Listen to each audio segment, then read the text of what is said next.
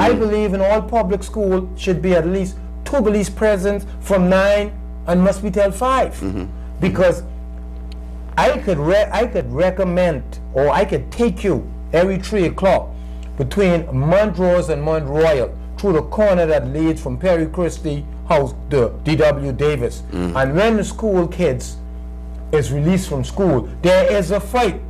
People car glass are getting break up. The other evening, my 6-year-old goes to Annie Niceries through the same corner. Through the same corner. And I have a $30,000 car I just bought in from the state.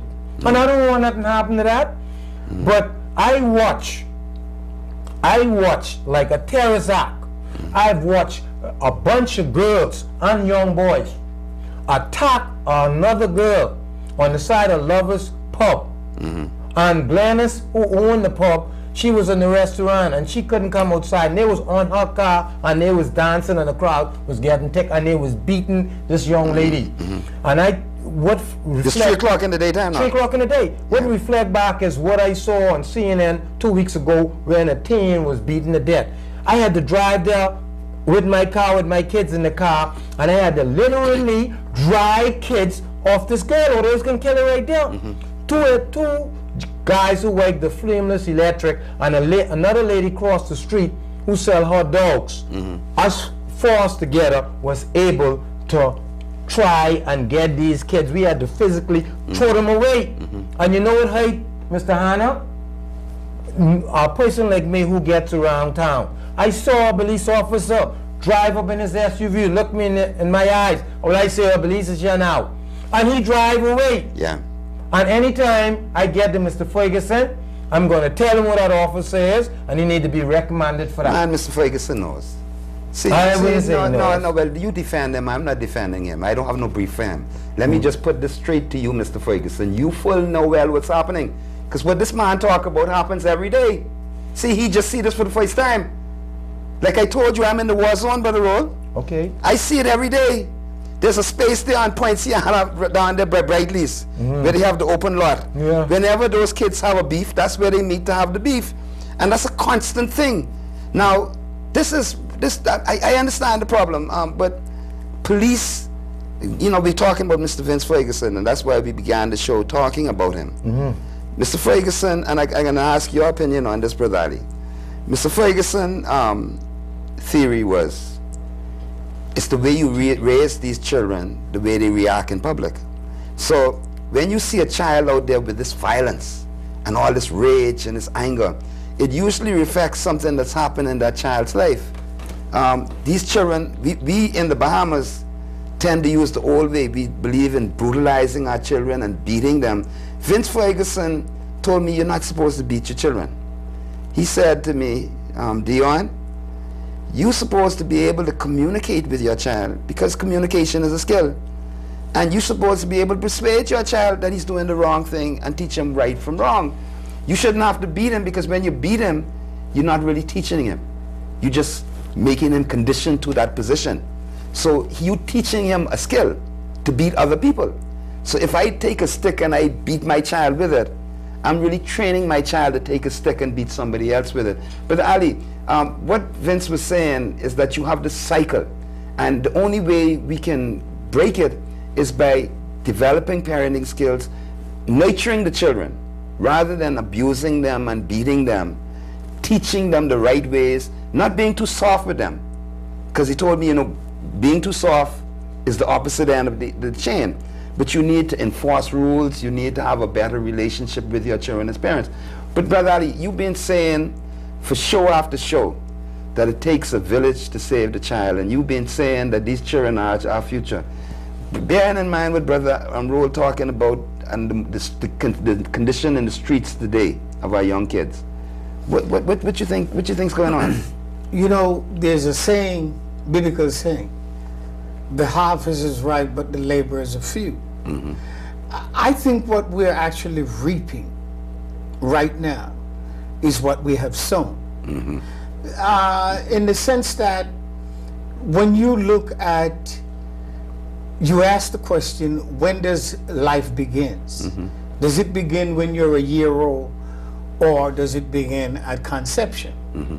And when you look at what is happening now to people, young ladies that are pregnant, fathers or men who have impregnated them, you see wherein they are in the process of making what? You know what I mean? Yeah. You know exactly what the outcome is going to be because of what they're taking this fetus through. And I think we have to accept that this is what we have brought up, and we are only reaping the fruits of our labor. Brother Ali has just told you, we're reaping the fruits of our labor. We're going to have to take a break now so we could reap some of the fruits of, so Mr. Jones could reap some fruits. But, you know, Malcolm X said it, and we can come back and talk about that. It takes a man to make a baby. Anybody can make a baby, but not everybody could raise a baby. Exactly. And not everybody could take care of a woman. It takes a man to take care of a woman. That's the responsibility of black manhood, Bahama land. We're coming back to talk about that. The responsibility. Long time coming, but I know a change gonna come. Oh, yes it will. Mom, look what I do in school. That's good, honey. I need a copy of this. Dad, Not now, honey. I got it. Yeah, this is it. Max, do you want to see what I do in school today?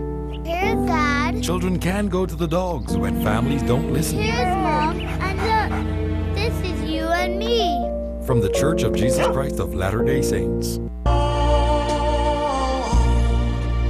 long time coming, but I know.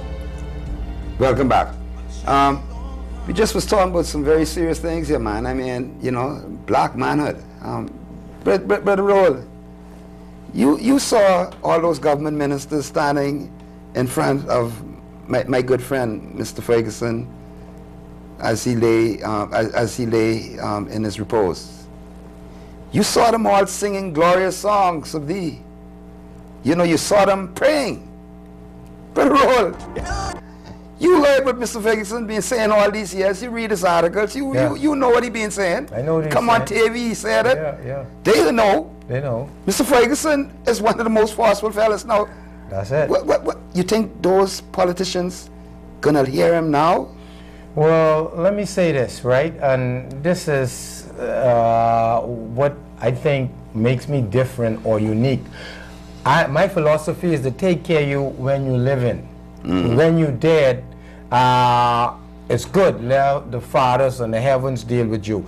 Mr. Ferguson was a good man, but when he was out there in the wilderness, he didn't get this kind of support. No. And that's generally speaking. Yeah. In the Bahamas, when somebody died, they get the best casket. Everybody come and bring all of this and this money. Why is these people are living there suffering? Let's change that mentality. Let's take care of people when they're living. Now, but I really want to engage you on though. Not so much taking care of Mr. Ferguson, because you know I think he would appreciate that, but taking care of the issues that he wanted to touch, the children, these children that you say they are future and that's our prize. I mean, it was. You know, I mean, but you know, do you think these politicians are serious? No. This is why I'm calling on the Minister of Education and the F&M government. Something need to be done immediately to deter this violence in the school.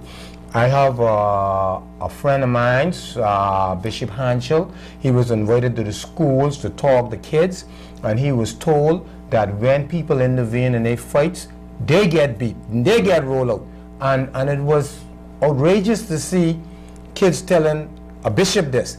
But what I saw that day, if I didn't stop, that little girl could have get beaten to death. Well, you might have get rolled off. She was actually in a bra. They take all of this young girl clothes off. And it happens every day. What is happening to the Minister of Education? What is happening to this government? These are the fruits of our nation.